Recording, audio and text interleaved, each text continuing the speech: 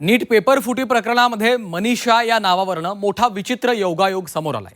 कारण या प्रकरणामधील पुण्यातली तिसरी आरोपी देखील मनीषाच निघाली आहे. म्हणजेच नीटचा पेपर फोडण्यात या 3 मनीषा नावाच्या महिलांचा हात असल्याचं आता समोर आलेलं आहे. यातील 2 मनीषा या प्राध्यापक आहेत. पाहूयात.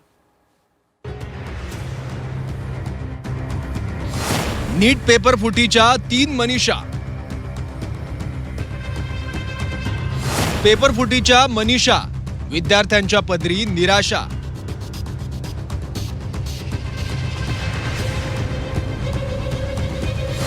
नीट पेपर फुटी प्रकरणात 3 मनीषा अटकेत. नीट पेपर फुटी प्रकरणात एक विचित्र योगायोग समोर आलाय. पेपर फुटी प्रकरणात 1 नव्हे 2 नव्हे तर चक्क 3 मनीषा नावाच्या महिलांचा हात असल्याचं पुढे आलं. या प्रकरणात आणखी एका महिलेचं नाव समोर आलं आणि या महिलेचं नाव देखील मनीषाच निघालंय. पुण्यातली पहिली अटक ही मनीषा वाघमारेला बिबवेवाडीतून झाली. ती या पेपरफुटी प्रकरणातली एजंट होती. तर दुसरी आरोपी मनीषा मांढरे ही जीवशास्त्राची प्राध्यापिका निघाली. या दोन्ही मनीषा बिबवेवाडीतील एकाच सोसायटीत राहत असून त्या मैत्रिणी देखील निघाल्यात. तर तिसरी मनीषा ही प्राध्यापिका निघाली असून ती देखील NTA पेपर सेटर आहे.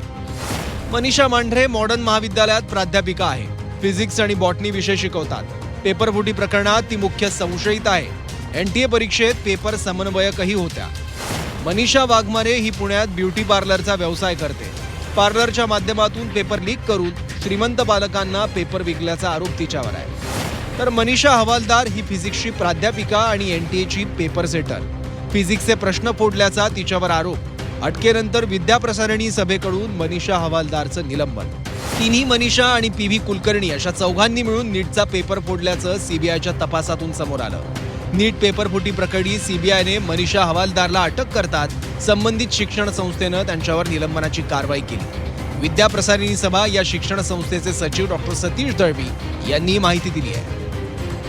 त्या गंभीर घटनेमुळं आम्हाला फार धक्का बसला आहे. त्याचंच म्हणून गव्हर्नमेंटच्या नियमात राहून आम्ही त्यांचं तात्काळ निलंबन केलं आहे. आम्ही समर्थन करीत नाही, त्याचा आम्ही निषेध केलेला आहे.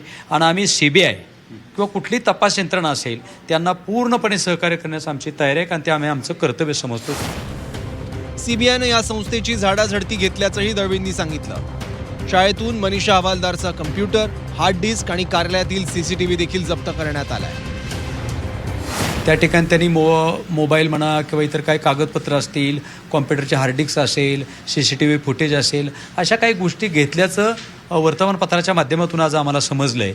आणि प्रेस नोटच्या माध्यमातून त्यांना अटक केल्याचं आम्हाला समजलं. नाही, पण तुमच्या संस्थेचं जर काही कॉम्प्युटर असेल, हार्ड डिस्क असेल, ताब्यात घेतलं तर ऑब्व्हियसली तुमची सही लागते ना तिथे. असं कसं तुमची मालमत्ता आहे? हां, त्या ठिकाणी एक सेवक उपस्थित होता. त्याला कुणालाही फोन करण्यास त्यांनी परवानगी दिली नाही आणि त्याच्या स्वाक्षऱ्या घेऊन तिथं रेकॉर्ड त्यांनी ताब्यात घेतले. मनीषा हवालदारच्या अटकेनंतर CBIनं पुण्यात इतरही काही ठिकाणी छापे टाकले आहेत. सदाशिवपेठ, कात्रज आणि शिवाजीनगरमध्ये छापेमारी करण्यात आली. या भागांमध्ये मनीषा हवालदारनं पेपर विकल्याचा संशय CBIला आहे. त्यामुळे CBIच्या तपासामधून या प्रकरणात आणखी काही धक्कादायक माहिती समोर येण्याची दाट शक्यता आहे. चंद्रकांत फुंदे, झी 24 तास, पुणे.